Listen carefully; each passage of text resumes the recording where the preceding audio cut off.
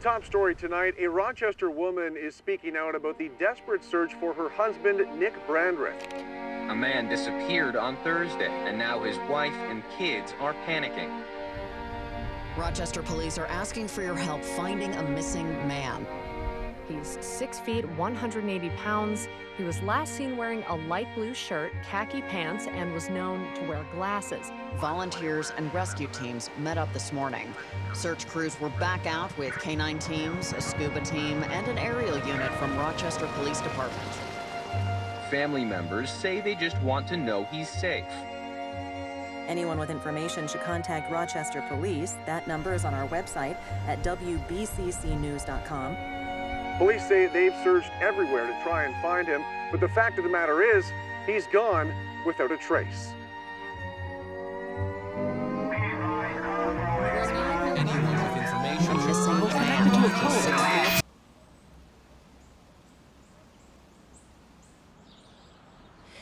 My name is Francine. Do it to the camera. My name is Francine Brandreth, and I live in Rochester, New York. I work at the Wallace Library at RIT, and I have a daughter named Olivia, which you already know about. Hi, Mom. Okay. In 1997, my husband, Nick, in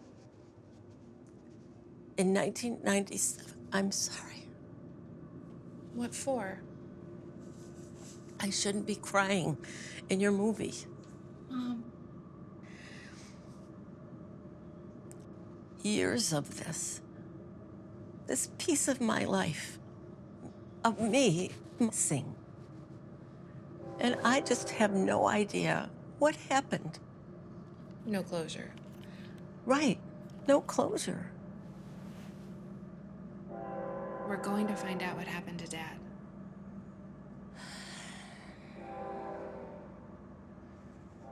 We will. Okay. You don't sound very convinced. Oh, it's not you, honey. I know you want to help. What is it?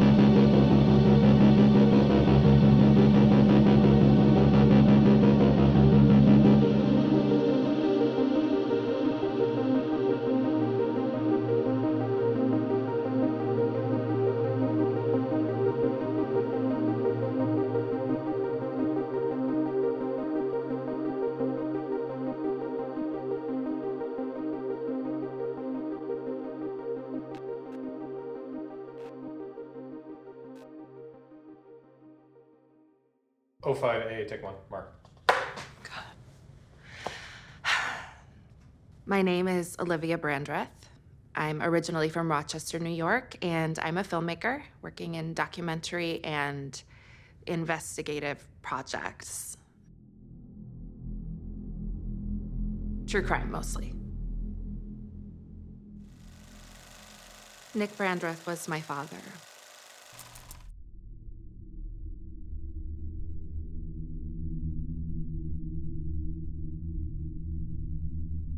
He went missing in 1997. Police remain baffled in the disappearance of Nick Brandreth, who, after weeks of searching, remains missing.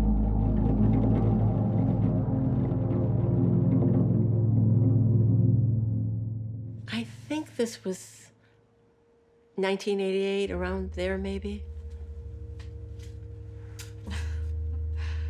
Wow. This is in the old house. Yeah? Do you remember it? Yeah, I think so, yeah.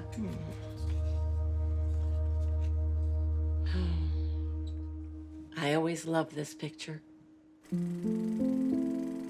Nicholas Brandreth was born in the summer of 1958 in Buffalo, New York. My father liked to say that the life of a photographer is a life dedicated to manipulating light. Ironically, he was born during a citywide blackout. His father, Oliver Brandreth, managed a bank downtown. He was a dedicated member of the Elks Lodge, an outdoorsman, and a fan of the Bills. His mother, Amelia, was an Italian immigrant that stayed at home with Nick and his two older siblings, Peter and Marianne. My name is Marianne Stoughton, and Nick Brandreth was my little brother. Well, he still is my little brother, I suppose.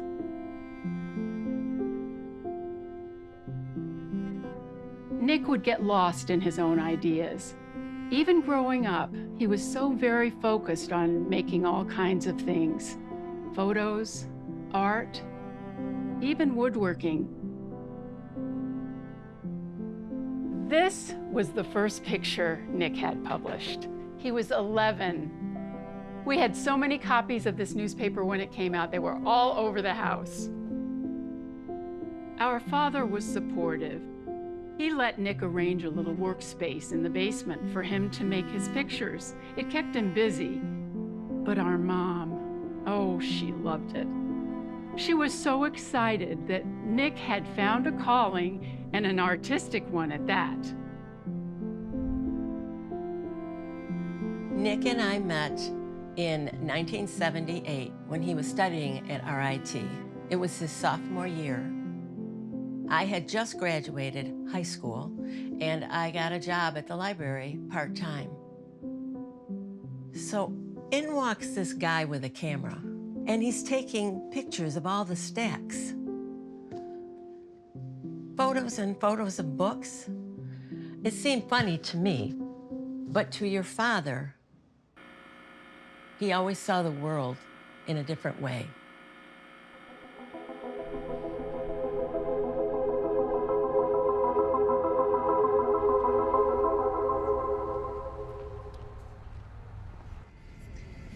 It is weird, you know, not being back, but being back for this.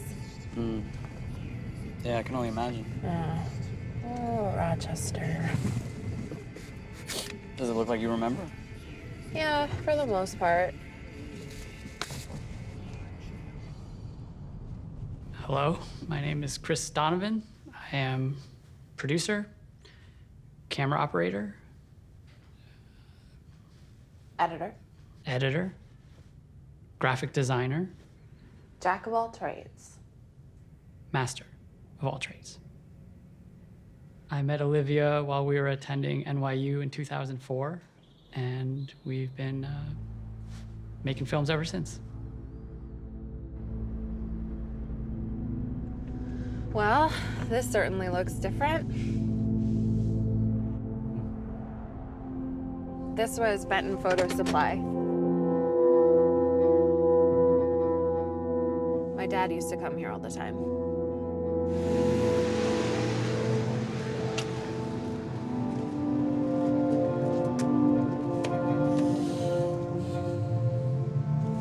Not much to see now, is it? Not really.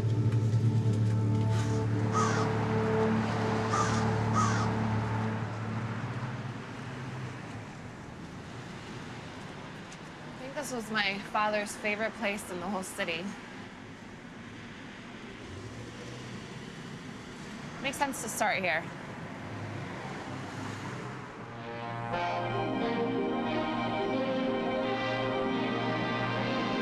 The Great Lakes have become the fourth seacoast for the United States, with Rochester as the focal point. Genesee is an Indian word meaning beautiful valley. And still today, no description more aptly fits this area of the world.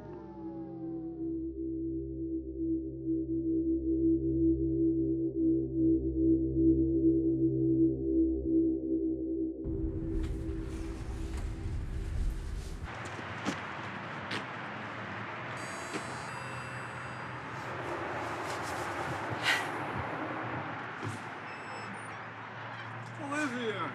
Hi, Harry, how are you? Good. Look at you, you're all grown up. Come on in. Oh, thanks. Come on in. That's your step there.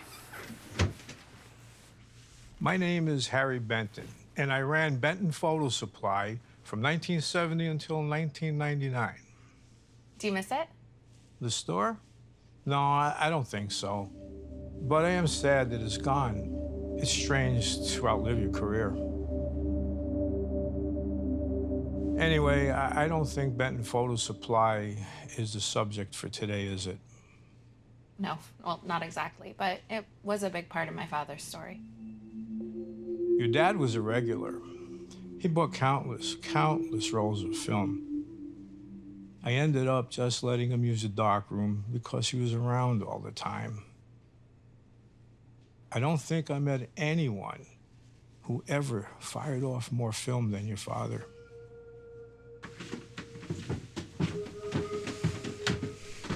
After I closed the store, I set up in here just to stay busy.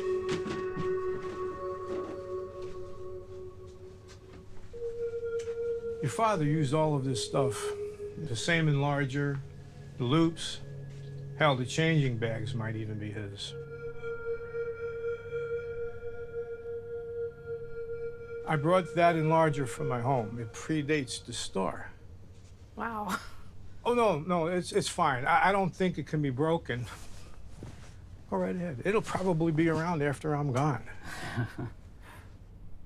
Harry Benton's darkroom is a treasure trove. 35mm equipment was just built differently. I can't believe how much of it still works.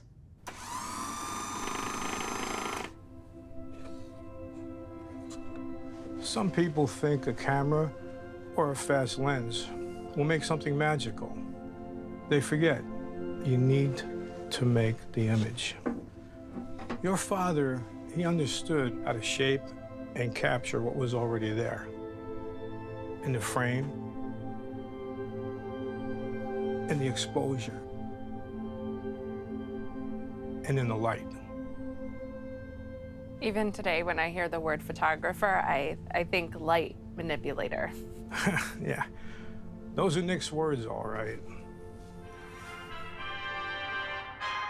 I am in the dark room of Rochester's own Nick Brandreth, an award-winning photographer who has had his work published everywhere, from National Geographic to Sports Illustrated. Nick is our local artist spotlight this week, and you've probably seen his work already. Hi, Nick. Hi, Lauren. Thanks for having me. Well, thanks for joining me. You've got some really, really great stuff here. I appreciate that. I put a lot of myself into my work, and I really hope that shows through when people look at my photographs. So what are you working on right now? Actually, I've got really into the older photo processes, so this one's kind of special to us, especially here in Rochester. This is called a gelatin dry plate, and this is what Mr. Eastman made his fortune with.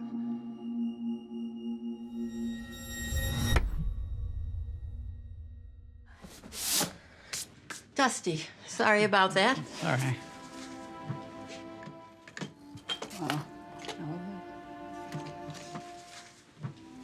Most of this stuff has been packed up for years. I just never had the heart to get rid of it.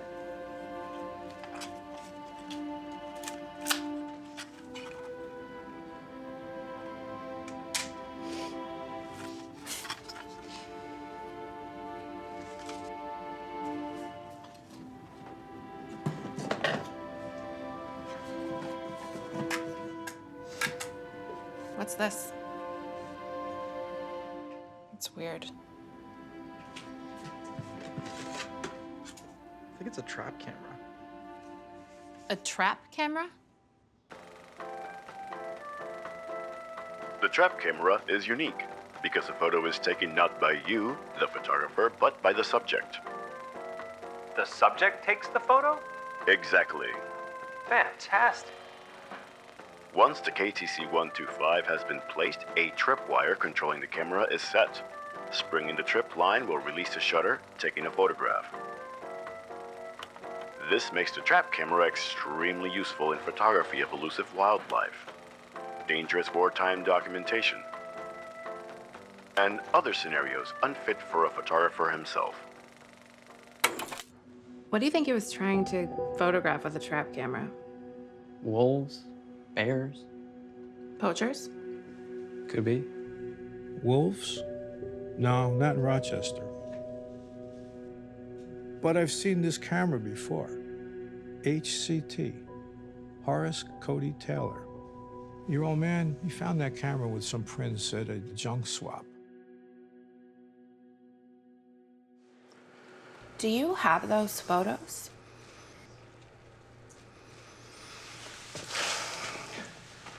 Hang tight.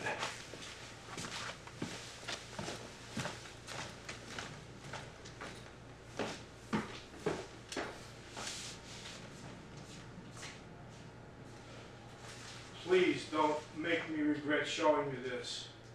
I won't. Are we still rolling? Yeah, right? Actually, I have to switch out the mag. Okay, let's cut. We've been fortunate to have agreeable subjects. However, they've already been well documented. But when Harry told us about Horace Cody Taylor, we had our first piece of real new information about my father's disappearance. Unfortunately, our new lead died nearly 100 years ago. Born in New York City in 1888, Horace Cody Taylor was an inventor, photographer, and cartographer. A patent filed in 1916 in New York City and a series of survey maps from 1923 corroborate the timeline we got from Harry. However, after 1931, there is no information on Horace Cody Taylor. No record of a death, sale of his property, next of kin, nothing. I processed these negatives after your father, after everything happened. Here, take a look for yourselves.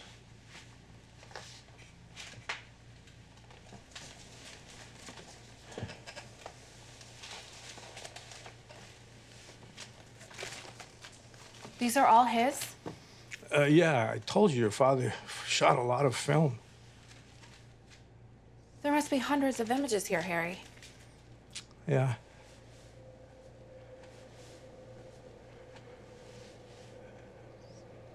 Whoa.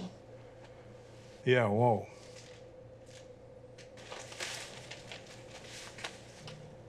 Check this out. What am I looking at? Is that a door? Just in the middle of nothing?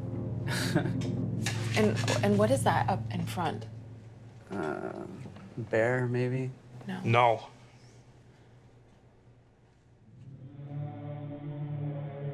I don't like this, Olivia. Is this a cult? No, not really. More like an extremely old religion, sort of a naturalistic following is what your father thought. So a cult. I wouldn't be so quick to label things that you don't understand.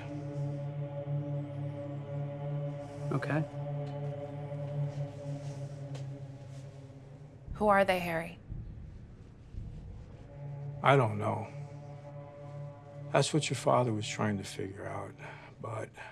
Turning to Rochester news, a local man has gone missing. Police remain hopeful that they will find answers in the disappearance of photographer Nick Brandreth. It has been 3 weeks since Brandreth's pickup truck was found parked outside of Haddonfield State Forest, where a 9mm firearm, a spent shell casing, and a number of cameras were recovered. in an apparent suicide. If you have any information regarding the disappearance of Nick Brandreth, please call the Rochester PD tip line. Thank you. Thank you. Thank you. Thank you. And good night. Are we really gonna use this? Yeah, I think so. Okay. Yeah, of course. Prior to the project, I knew that Olivia's father had gone missing. Go on. You know, typically after so much time has passed, these kind of cases rarely get resolved. What do we got? Not much yet. Haddonfield Lake is surrounded by woods with the exception of this stretch of highway. According to the police, my father's truck was found over here in the eastern entrance.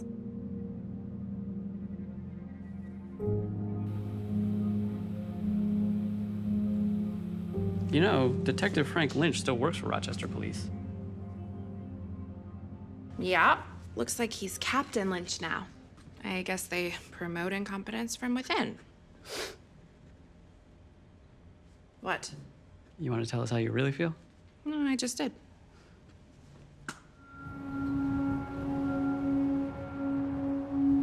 I remember your dad's case. You know, we don't get too much heavy crime up here. Heavy crime? Your rapes, your murders, homicides, every now and then, sure, they happen, but for the most part, it's pretty quiet up here. I'm Captain Frank Lynch of the RPD. Back in 1997, I was the lead detective in the Brandreth missing persons case. In 1997, there wasn't much to report. Your father went out in the woods near Haddonfield Lake late one night in July. September. What? My father went missing on September 28th. Anyway, he went out in the woods and never came back.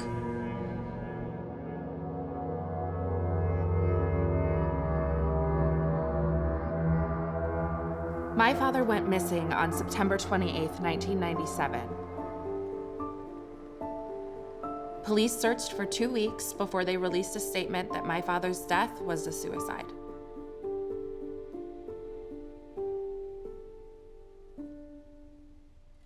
Hi, Dad.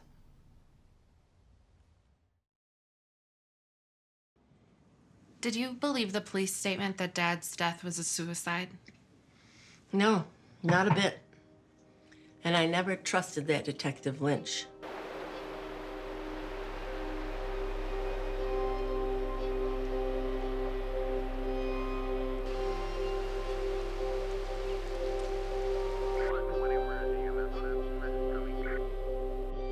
Why not? Suicide was a way for the police to skirt their responsibility. It just doesn't make sense. Do you ever go out in Haddonfield Woods? Fishing or hiking, maybe? I used to go there when I was a kid, but not anymore. Why is that? Well, in general, I don't make it a habit of hanging out in old crime scenes. But, we spent nearly a month looking for your old man. We never saw an animal. It was so quiet up there, you couldn't even hear any birds. Weird place. Honestly, we didn't have much to go on. We found a 9mm handgun with a spent round. Your father's prints were on the firearm. Sorry, Olivia. It was a suicide. But the body, The body was never recovered. That is correct. that didn't strike you as odd. Yeah, it did. It struck me as very odd. We canvassed the clients that he had invoiced, friends, family. No motives, no suspects, no indication of foul play at all. This is heading down a dangerous path. Harry, Olivia, you don't think my father's death was a suicide, do you? no one who really knew Nick Brandreth ever believed that story.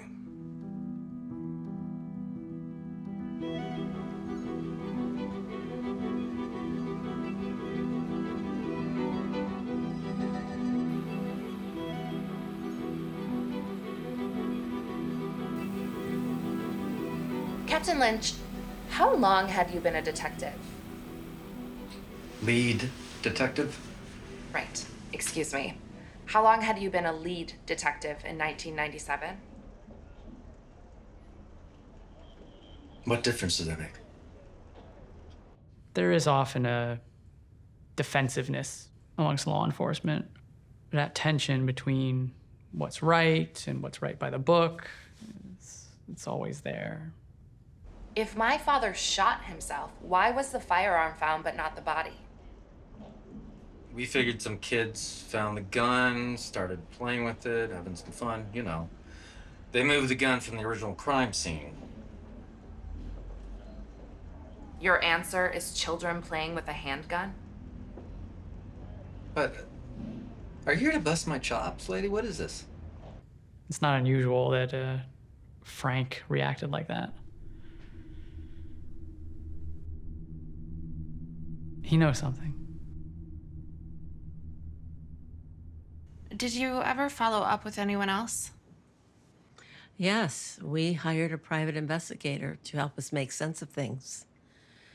Hired is just another way of saying we lit $20,000 on fire.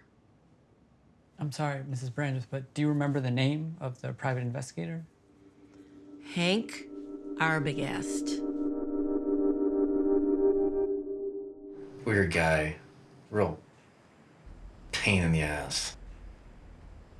Arbogast? That's it.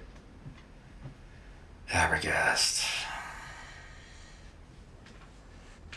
What a loon. I'll never forget the name, and I'll never forget him. Why is that? Because he felt that my husband entered a parallel dimension. I'm sorry, what? A parallel dimension. Yeah. It's hard to forget that kind of crazy. Say, do you like mystery stories? Well, we have one for you. The mystery is time. Our story is true. Before we're finished, I think you'll agree that truth is stranger than the strangest fiction. In 1998, a book on my father's disappearance was released.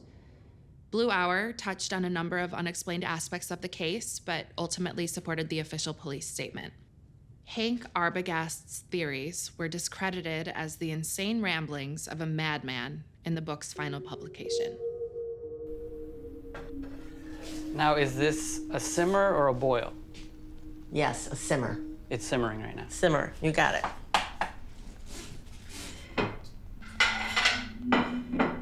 She's upset. I'm not upset. I'm just focused.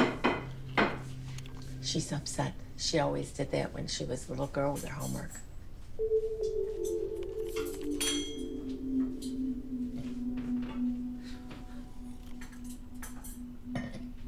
Thank you, Mrs. Brandreth. This looks great. Oh, you're welcome. I appreciate the help. Salud. Salud. This is very weird. Luke, you gonna eat? Sure am. Mangiamo. Photography as a hobby can lead to photography as a career, and often does. But professional work calls for a lot more than just snapping pictures here and there. Laboratory or darkroom assistants and technicians have an opportunity to learn how to mix chemicals, to develop films, to retouch negatives, and to make prints.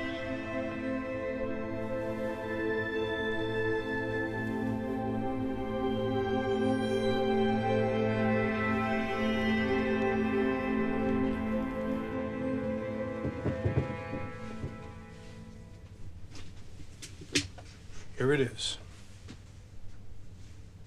I don't really know what I'm looking at. You think I understand what this is? I just made the photo. Jesus. Are you sure my dad wasn't staging these? If this was some sort of an art piece, Nick was really committed. Yeah. It's wild. Did you ever show these to the police? Of course. It seemed relevant. It still seems relevant. Yeah, I'd say so.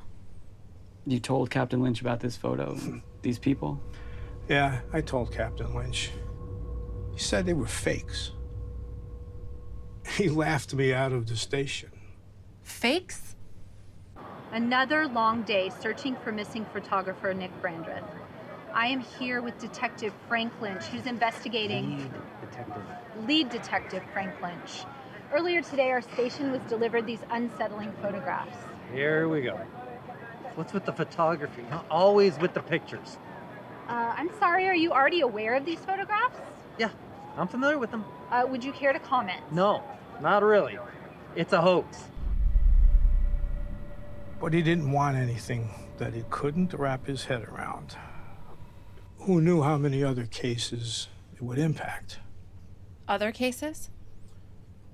Well, if it's happened, maybe it's been happening. Right. I see what you're saying.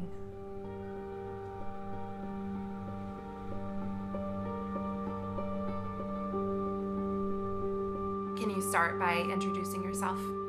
My name is Marissa Biondi, formerly of WQCB, where I was a field reporter.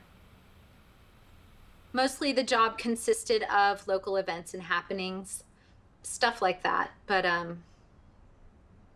I covered the Nick Brandreth case. We don't get a lot of national news coming out of Rochester, but your father's case really struck a nerve. Nick Brandreth? It's just super tragic, and, you know, my heart really goes out to his family. And they find a gun and a casing and decide it's suicide? What, did he kill himself and then walk off? Well, it's not like the most comforting thought when you put it that way. I think the media's going to say whatever they want, but, you know, only God knows what really happened. Nick Brandreth? They're making excuses for the fact that they have no idea what happened. Oh, yeah. That's the guy that himself off in the woods, right? Why do you think that was? Well, the police didn't do themselves any favors by declaring your father's disappearance a suicide so quickly. It felt flimsy from the start. There were other things. You mean the photos?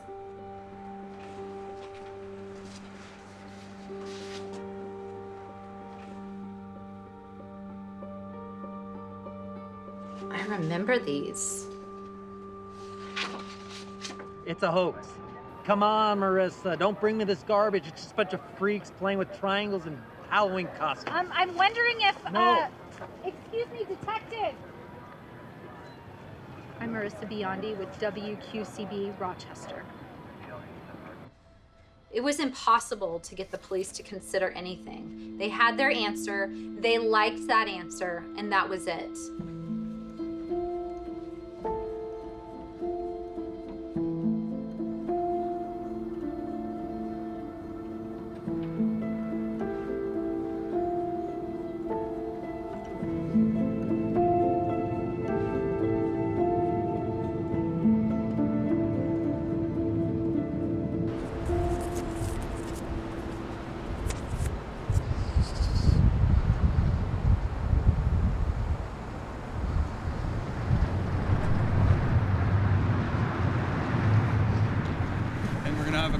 car's coming soon. She's gonna be perfect.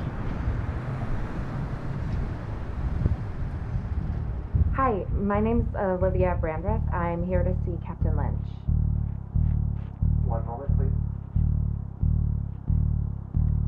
Olivia. Thank you for meeting with me again, Captain. I promise this will be quick. Okay. What is this supposed to be? I was hoping you could tell me.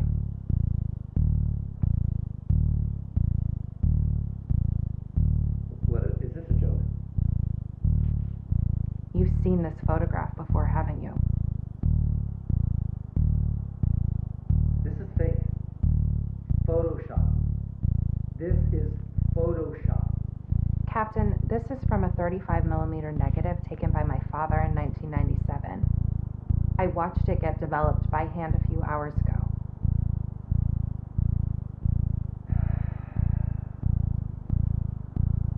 Captain Lynch? Yes?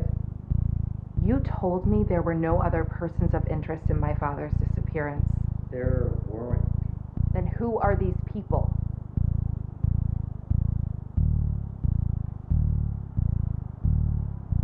I don't know.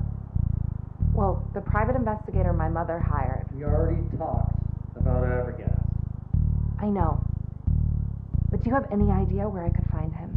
The guy is a nut job. You aren't going to learn anything from him. I believe you. But any information at all might help. Please.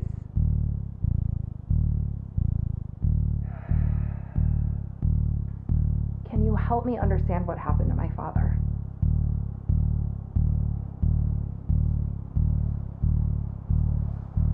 Wait here a minute.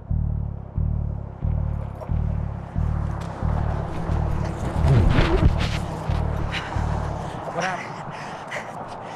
What's that? Arbogast address. Well, I hope so. How? Lynch. He slid it across the table and he just stormed off. All right. Oh my God. Whew. Is that legal? Recording the conversation or him giving you the address? Either one. No. Maybe he just felt bad. Maybe he's a bad cop. That too.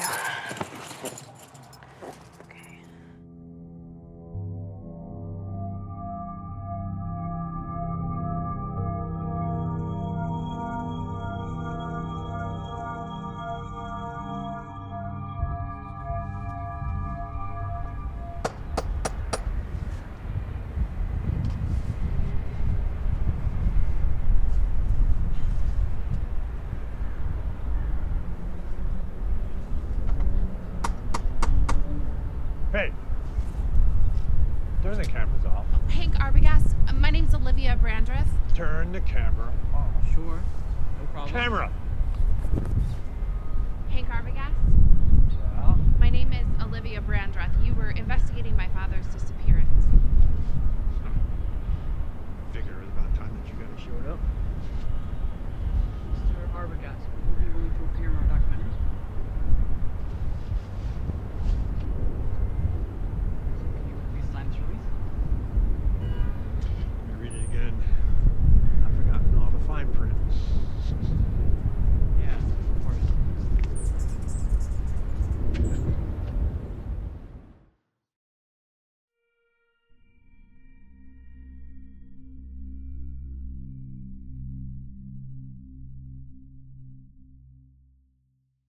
My name is Hank Abergast.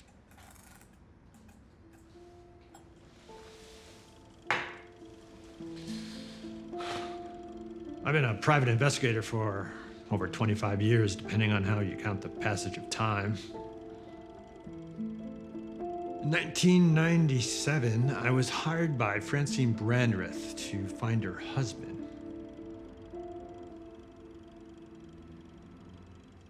Which I did. I'm sorry, what did you just say? I found your father back in 1997. regardless of the ridiculous claims made by the Rochester Police Department.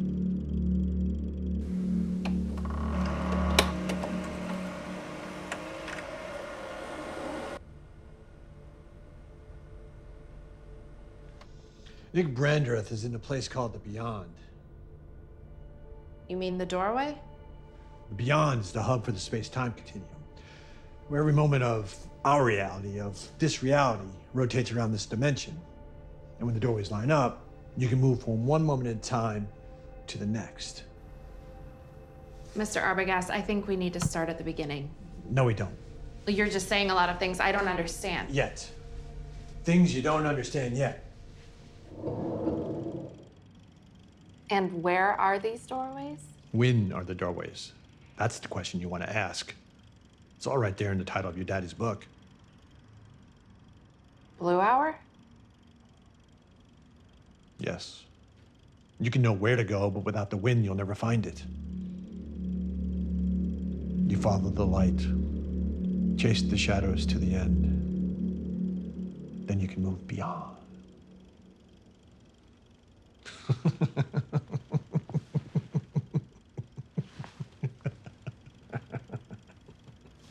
And my father went into one of these doorways? Not willingly, but that's right. I've been collecting information on this, on them, for a while. Who are they? Acolytes, runaways, gypsies. Believe it or not, one was a lawyer. Are they dangerous? Mostly no, but you know how people can get when they really believe in something. They act irrational.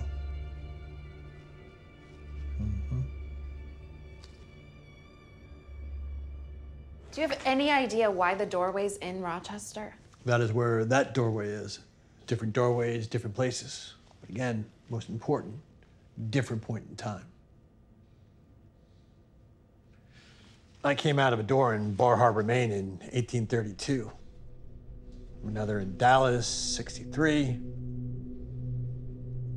London, 1888. And these people worship the doors? No, they protect them. The acolytes worship the obsidian pyramid. Excuse me?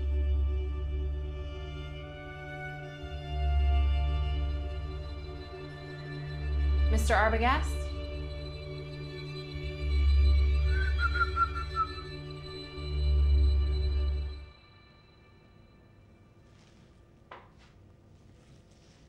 Forgot where I was for a moment. We're nearly finished. Your father didn't commit suicide. He's become possessed. He now serves the obsidian pyramid. The what?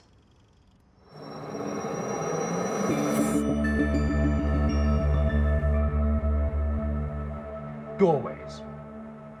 Doorways from one point in time to another. Some would say wormholes, portals that allow you to move through time.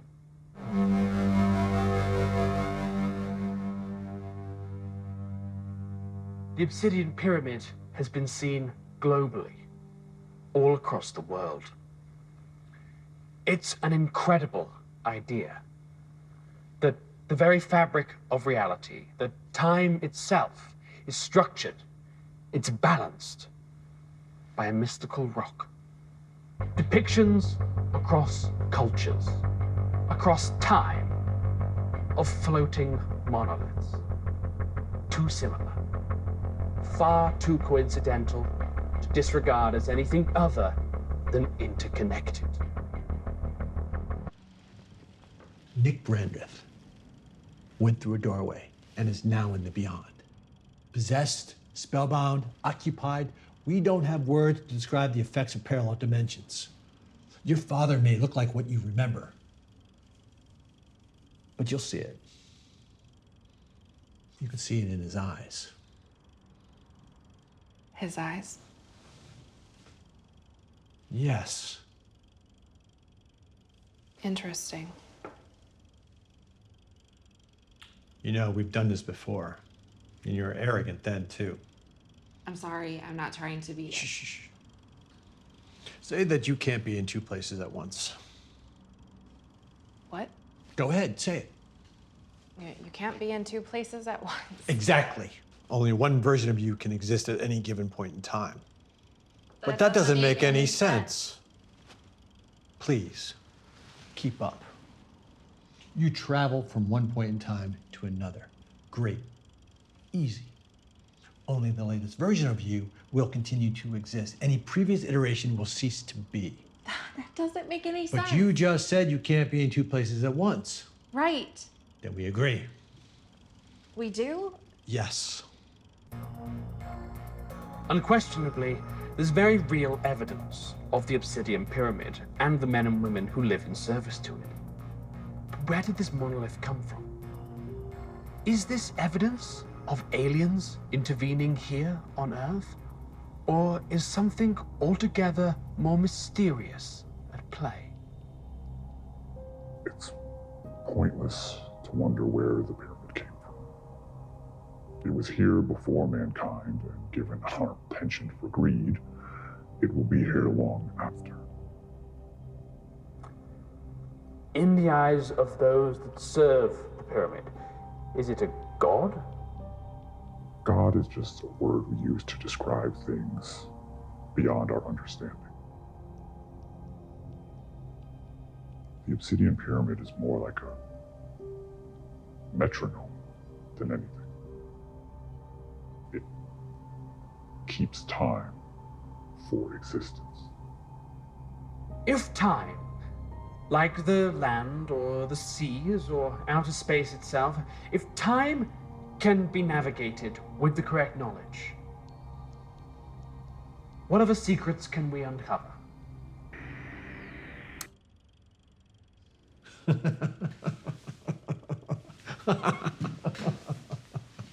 This is going to happen soon. So I got to move fast. But in 7 years, I go through a door and I come back to this very moment. And then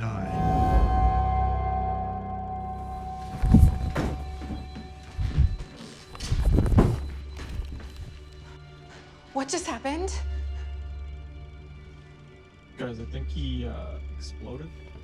Exploded, Luke? versions of us will do this again. Eventually.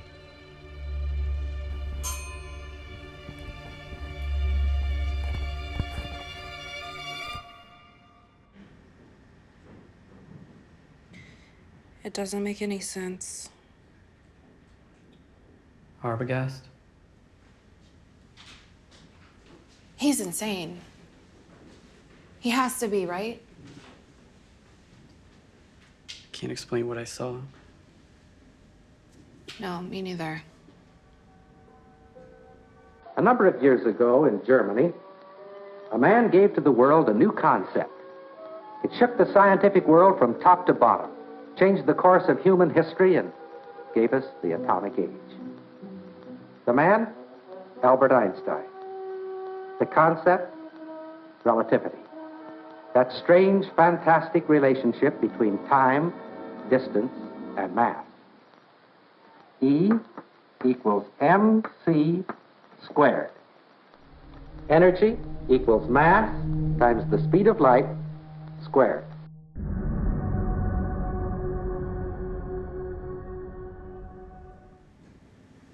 He didn't make any sense. Mm-hmm.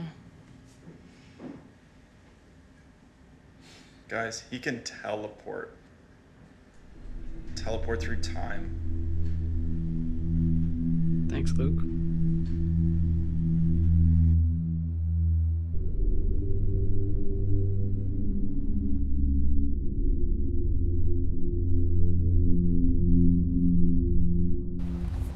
All right, you ready? I'm ready. Olivia? Yeah, I am ready. Ready? Hey, what are you doing?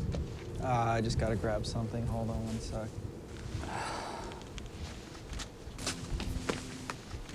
It's like wrangling cats. All day. Every single day.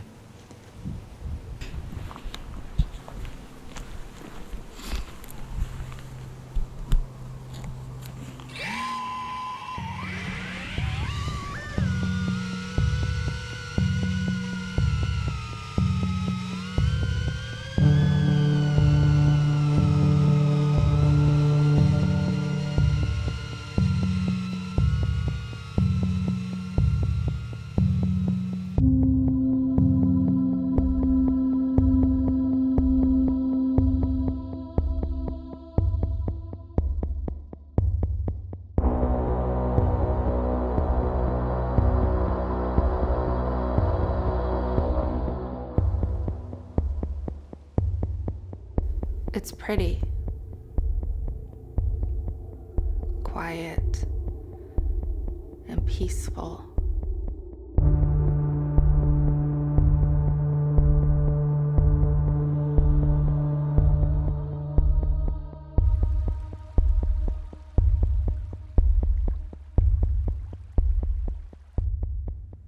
Captain Lynch was right. Silence. There's something there in the stillness. An uneasiness.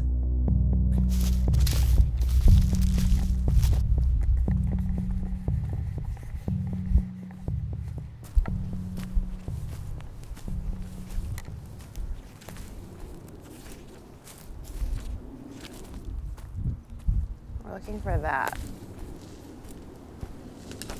Or that.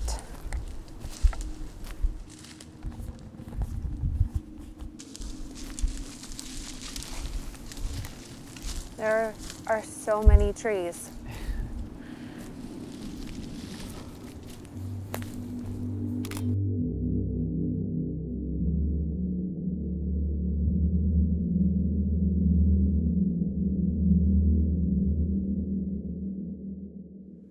Yeah, I'm not really an outdoorsy person, but Haddonfield Forest didn't seem that weird to me.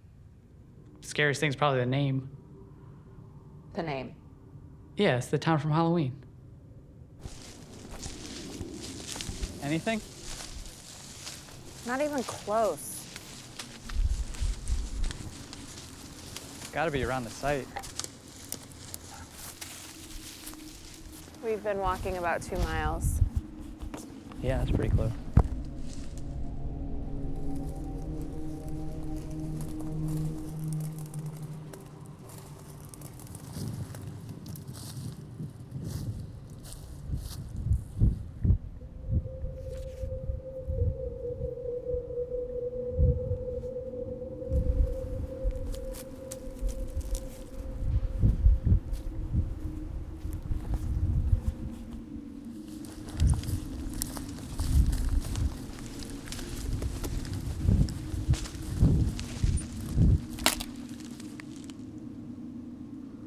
Sorry, guys. It's okay.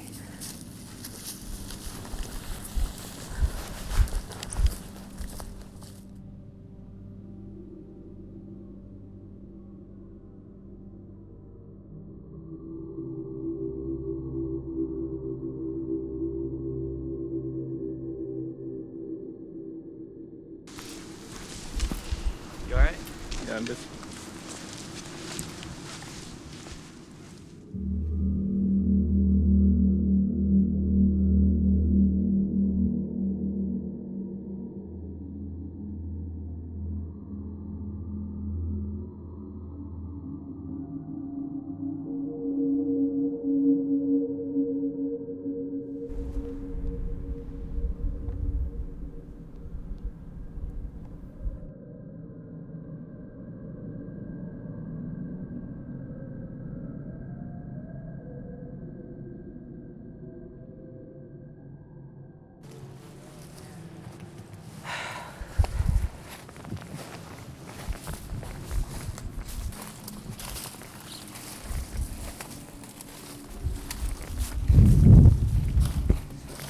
Let's keep going this way.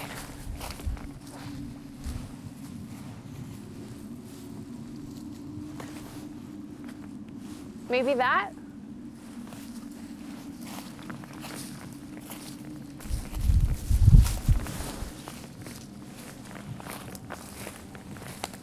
All right, come on, we're gonna start losing light.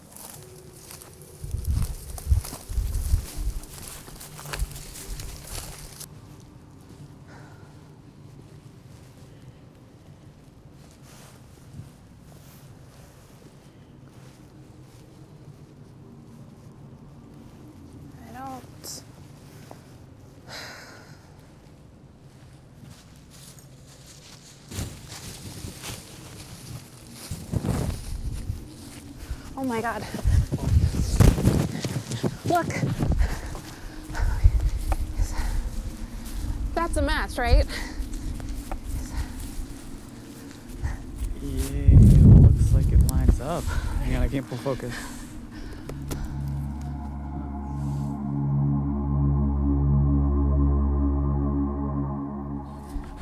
So About his trap camera would have been right over there.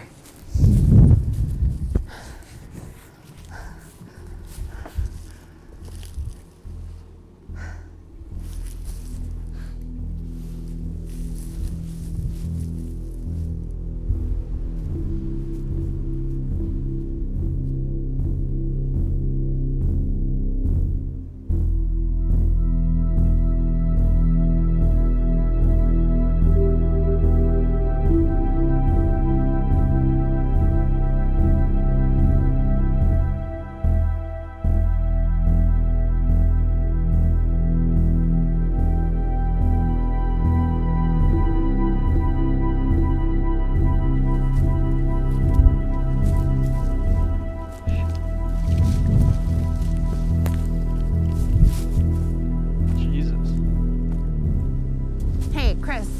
Yeah? Where's Luke? I don't know. He was right here filming. Luke! When's the last time you saw him? 15 minutes ago? Luke!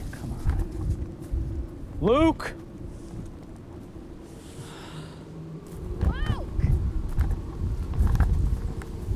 Luke! Oh, hey, Chris. Whoa, whoa, whoa. No, I'm sorry. I'm really sorry. I'll leave.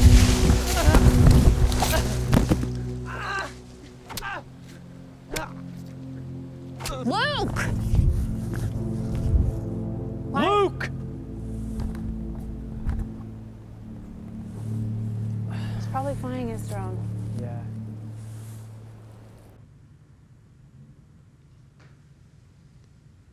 Olivia?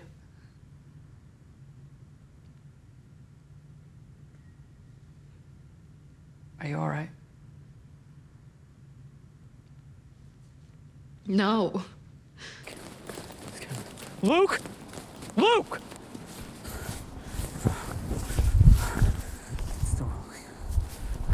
Luke!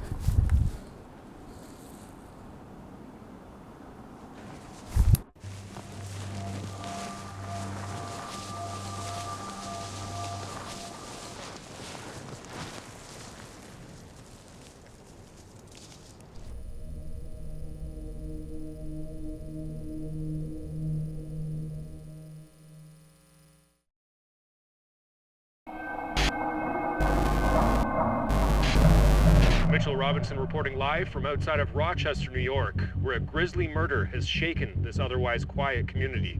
Freelance cinematographer Luke D'Antonio was working on a true crime documentary when he was brutally attacked in Haddonfield Woods.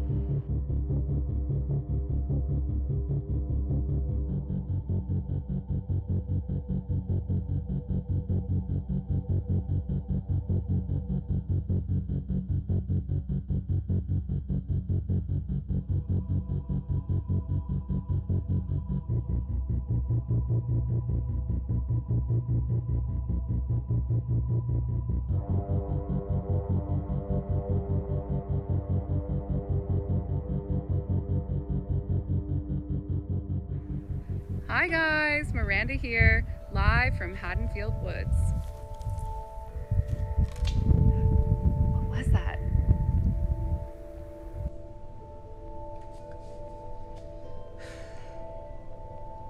We shut down production following Luke's death. It didn't feel right to continue.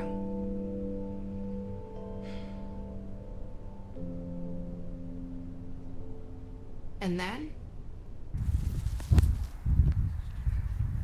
I'll be here for the next week, checking out the mysterious disappearances in these woods. So as always, don't forget to follow along and like and subscribe. See you soon.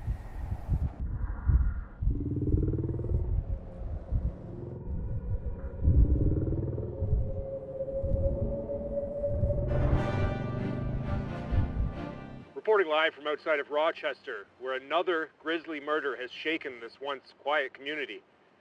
Miranda Tully, a true crime podcast host, has been murdered. There it is. Can we zoom in on that? Can you get that?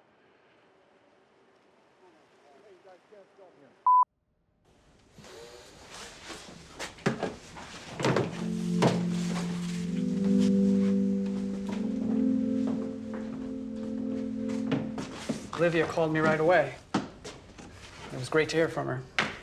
I didn't like leaving the project unfinished. What did I do during the shutdown? Yeah. Worked. Tried to find work. There was a lot of downtime, mostly. New York, down home, 3 seconds to play. And the kick from 27 yards is no good. It's over. Luke's family has been very supportive of the idea, so that feels good. I mean, they could have shut us down. How do you feel about being back? Good. I'm a little concerned about safety, if I'm honest. But maybe we should put a pin in this. Huh? Hello? Hey, Mark? Yeah, Chris. Hey, Chris, yeah, nice to meet you, dude. Nice to meet you. Olivia? Yeah.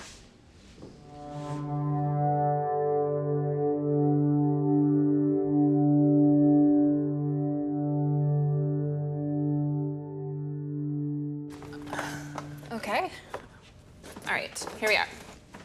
So, 6 months ago, we were in Haddonfield Woods over here, which is where my father went missing, and also obviously where Luke was attacked. It's also near where Miranda Tully's body was found. I think maybe the saddest part of Miranda Tully's death is that it was completely avoidable. It was just an unnecessary risk. We know Miranda Tully's body was found near where Luke's was murdered. They both had their throats slit, but that's the only similarity. Luke was cast aside, Miranda's body was put on display. We were there when Luke got attacked. I mean, we were shouting his name. We may have interrupted whatever ritual they were trying to perform. I'm sorry. Who are they in this murder ritual situation?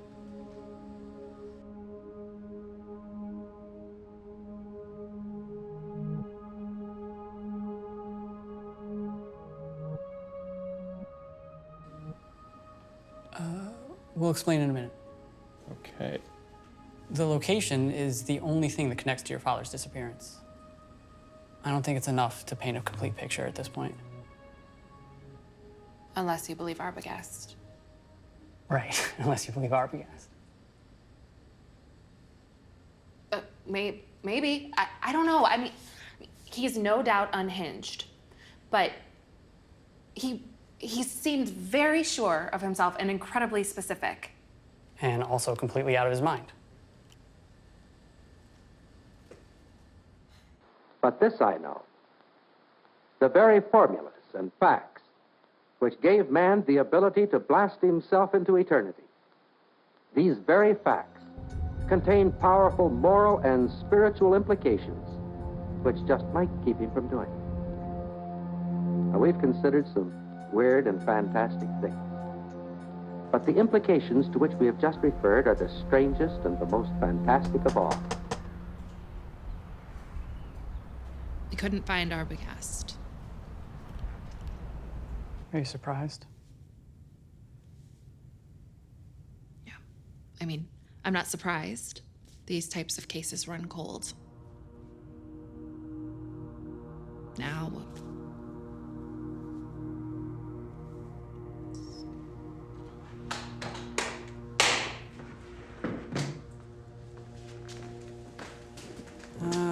Rochester PD has refused to speak to us, which makes sense. sorry. Yeah. I do have some contacts at the Eastman Museum who claim to have patents and research materials on Horace Cody Taylor. That could be useful. I was also thinking Arbogast had those files on the acolytes. We could check the footage for legible names, addresses. Look, Chris. Acolytes? Yeah, the freaks that worship the pyramid. I'm sorry, I have another question. What pyramid? Right. Allegedly, these people worship a floating interdimensional pyramid. The sky's gonna be clear on Thursday. Okay. Sundown is at 6:04 p.m. and I'm going to Haddonfield for Blue Hour. You what? I'm going back. What? Look, you do not have to come with me. People died, Olivia. I This know. isn't safe. I could probably set you guys up with some body cameras. I could figure out a way to control them remotely. That's a great idea. Great, yes. This is 2 days away. You can't be serious. I am.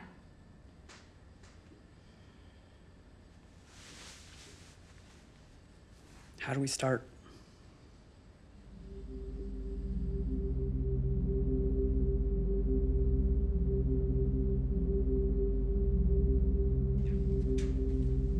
Oh, sorry. We'll set up in the main parking lot at 4 p.m. That'll give us about 2 hours. Us? You're not doing this alone. Like, you don't have to come with me. Mark, can you set me up with some body cameras? Yeah, no problem. No problem. So in this situation, am I just gonna be alone at the van? No. No. No. We'll send a PA with you and they'll do B-roll. No one is alone. Thank you. For the record, I still think this is a really bad idea.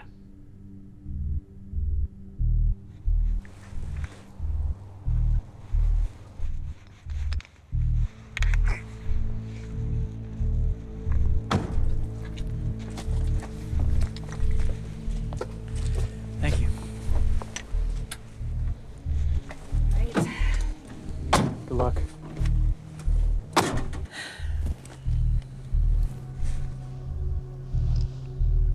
Ready?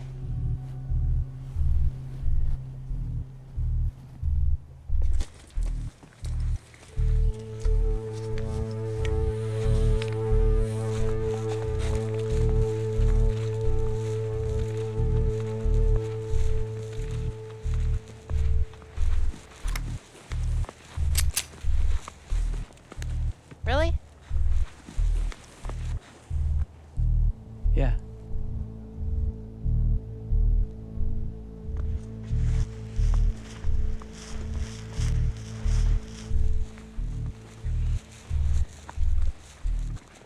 Are you all set, Mark? Everything look okay? Yeah, we're all set over here. You just enjoy a little walk in the woods. Thanks.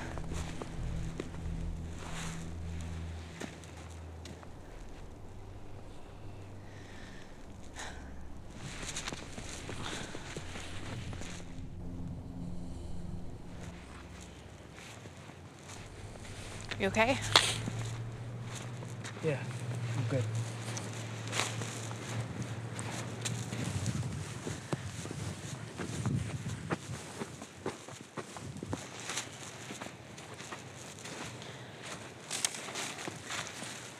Where the shadows end. What? Something Arbogast said. You'll find the doorway where the shadows end. The sun's dipping low now. Where shadows end? Yeah, maybe.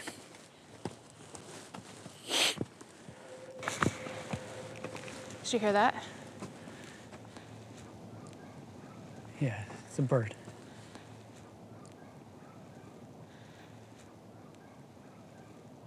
We're all right. Okay. We've got about an hour. Copy that.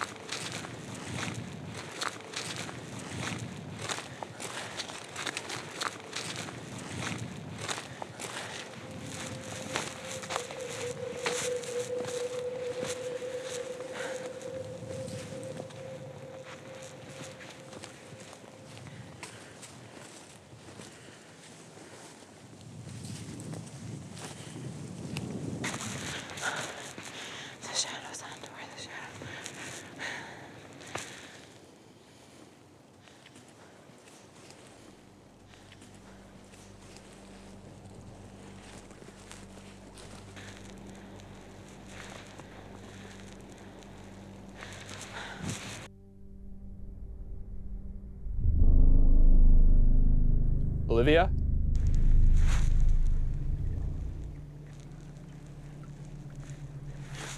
What do you see? Stop moving.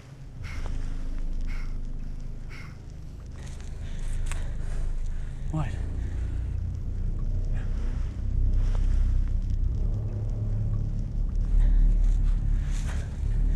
Do you see anything? No.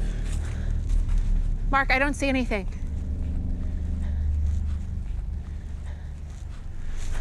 Mark! Someone's there with you. Someone?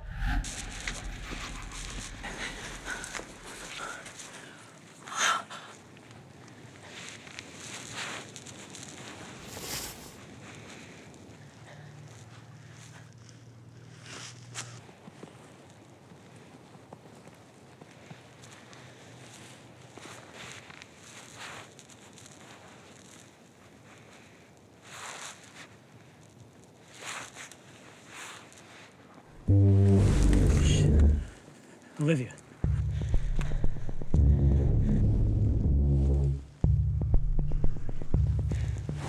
Oh my god.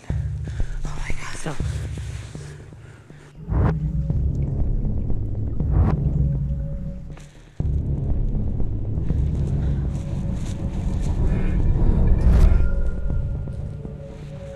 Back up! Chris.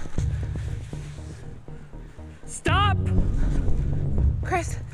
Yes, I see them. No, behind you. It's here. Olivia! Hey. Yeah? What? You said hey. Fuck!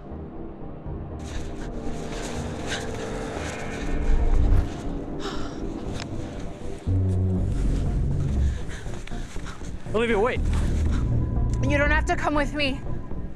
Stop! Back up! Olivia, don't! No! We need help at Haddonfield Woods. Yeah, now.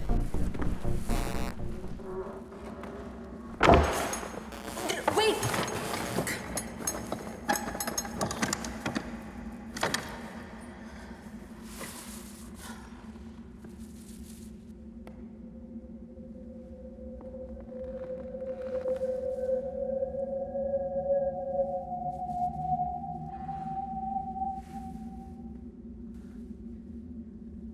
Can you hear that? Mark? Hello?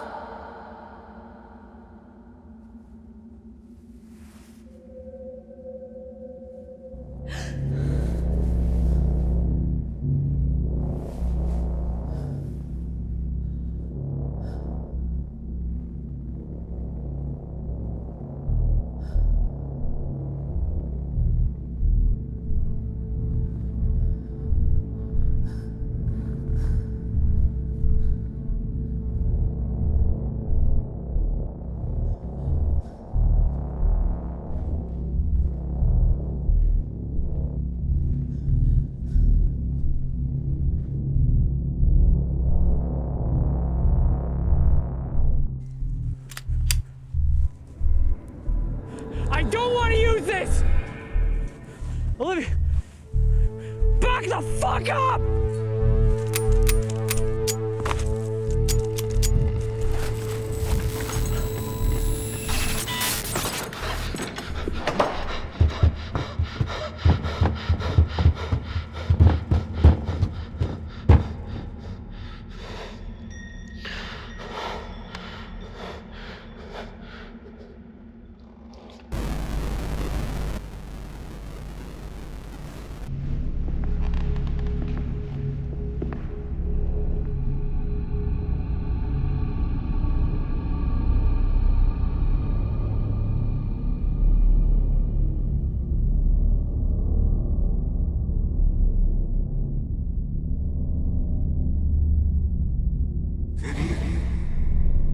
Olivia.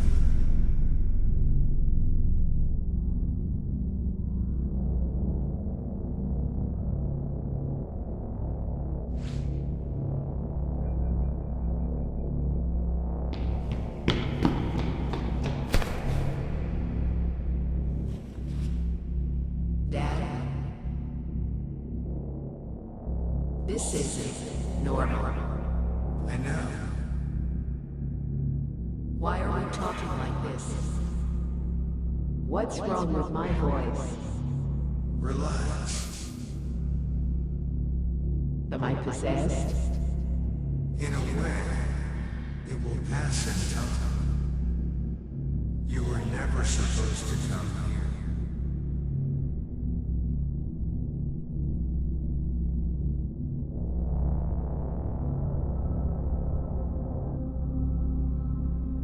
And you were...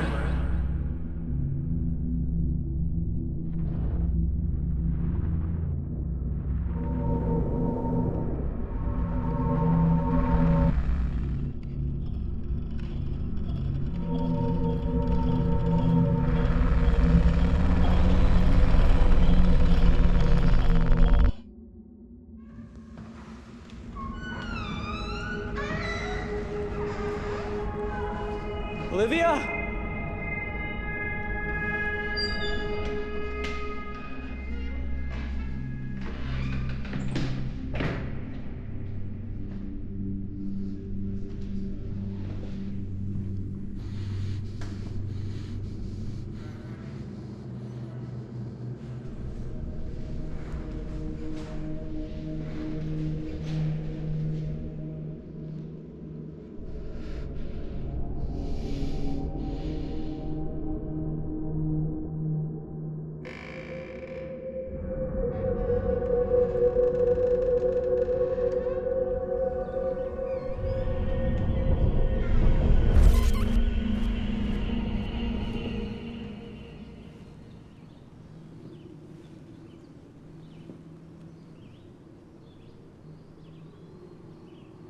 Hello?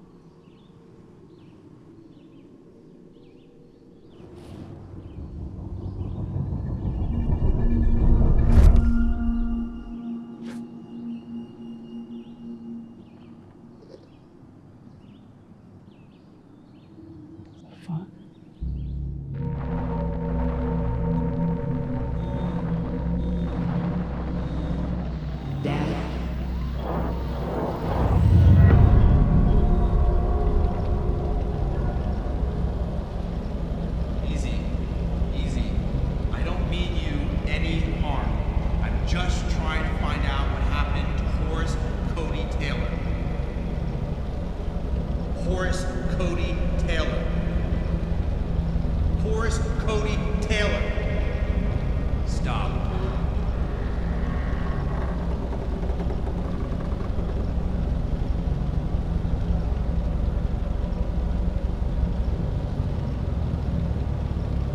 My time should have ended long ago.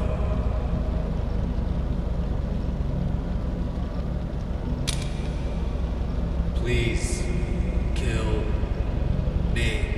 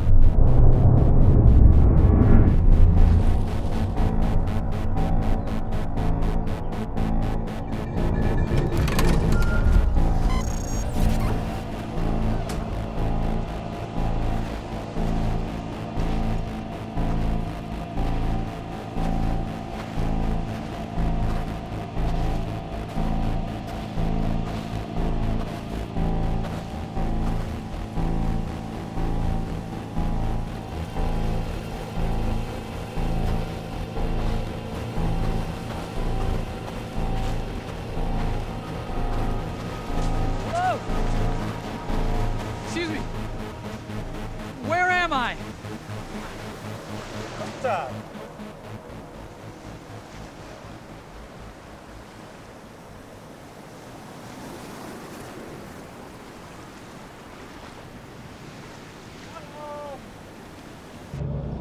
Please kill me.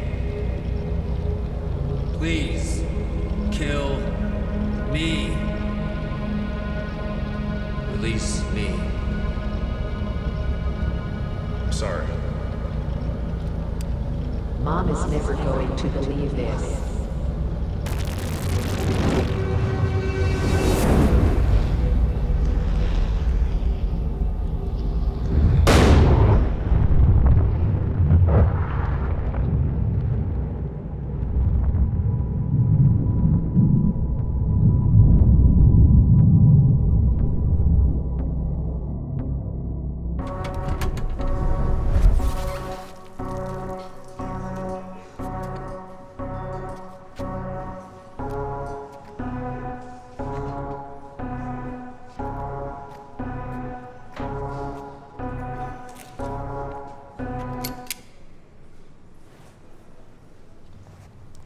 Gentlemen?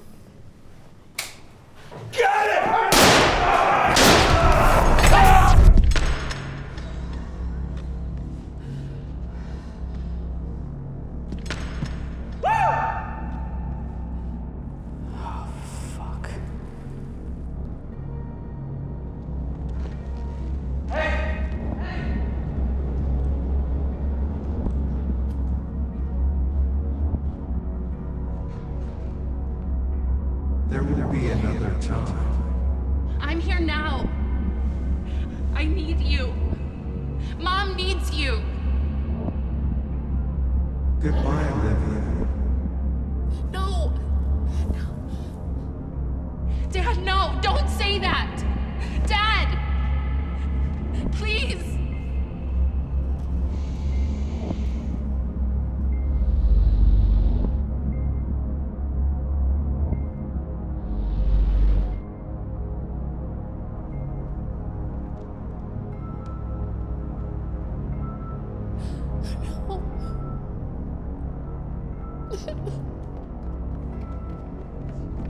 Olivia!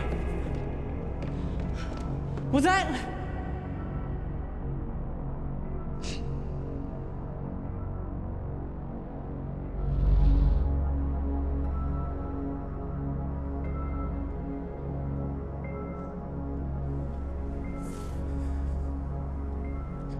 I'm sorry.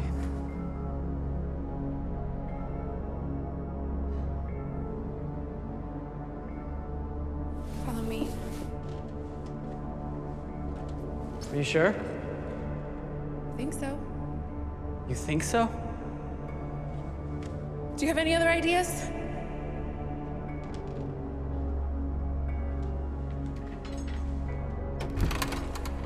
Wait!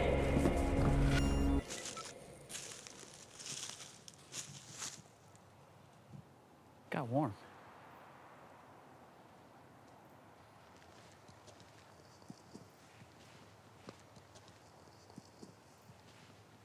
Where's the van? Christ. Mark.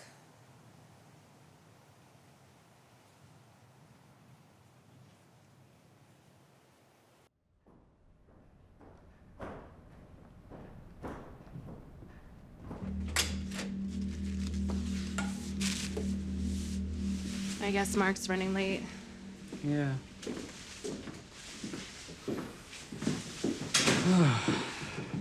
I can start backing up what I shot last night.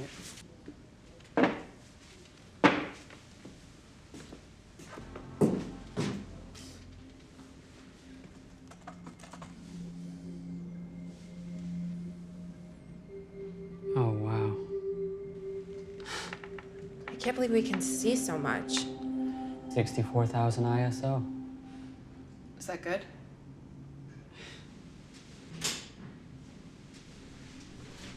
Hey.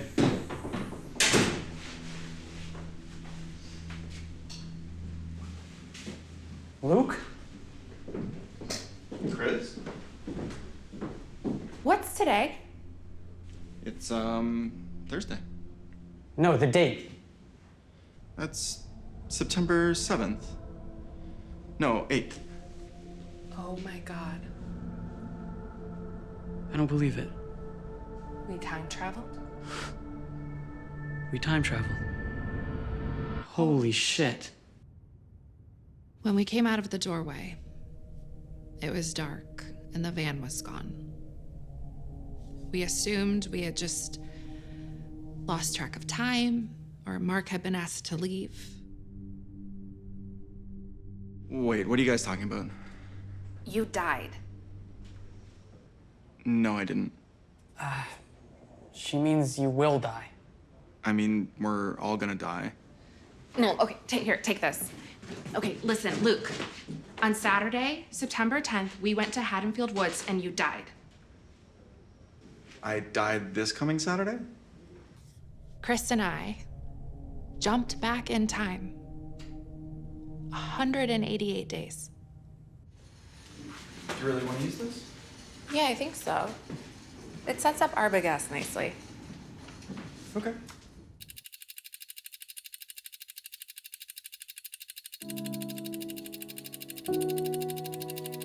You know, we've done this before. You were arrogant then, too. It was like deja vu over and over.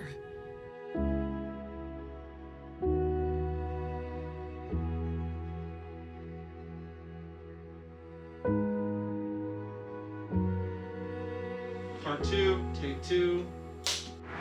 How you been? Good, good. This is Luke and Chris. Hi, Luke. Hi, Chris. Are we filming? Yeah. Is that okay? Oh, sure. A lot of people are gonna want to see this part.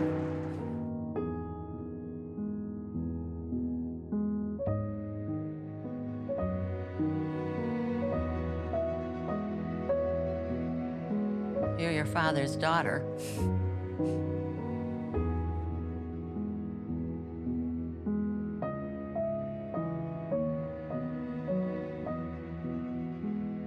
Every day had already happened.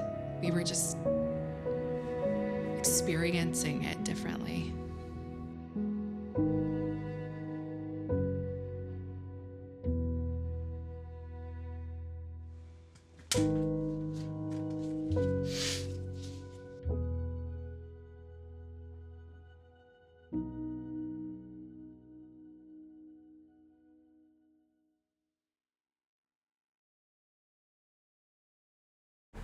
Captain Lynch, we wanted to show you this. What are those body cams? We gotta wear those now.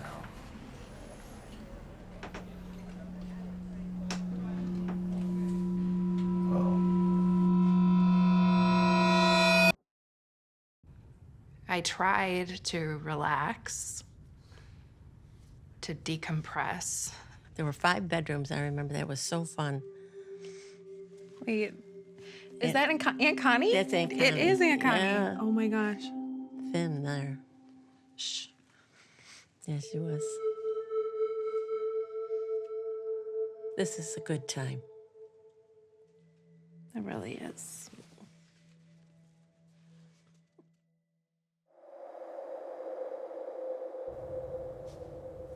Chris had a slightly different approach to reliving the last 6 months of his life. I can't explain it. Any of it.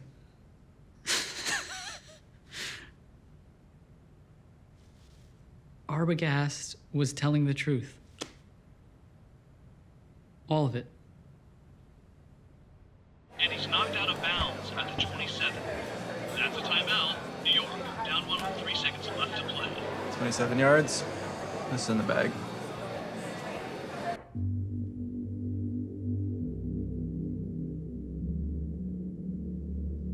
Chris?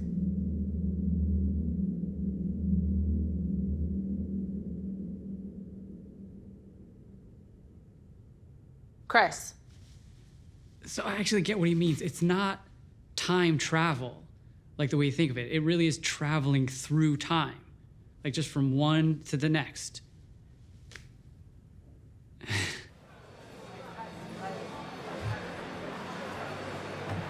$200 he misses. You're on.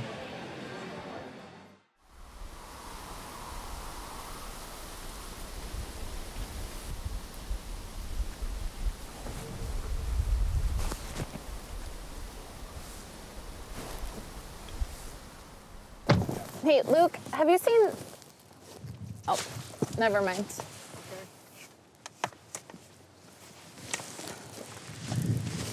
What are you doing? I can film around here, right? No, Luke, just stay in the car. But I can help. No.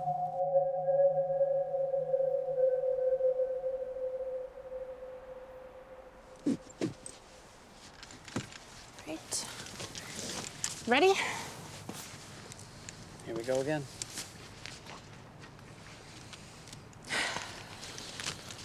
Right, let's go.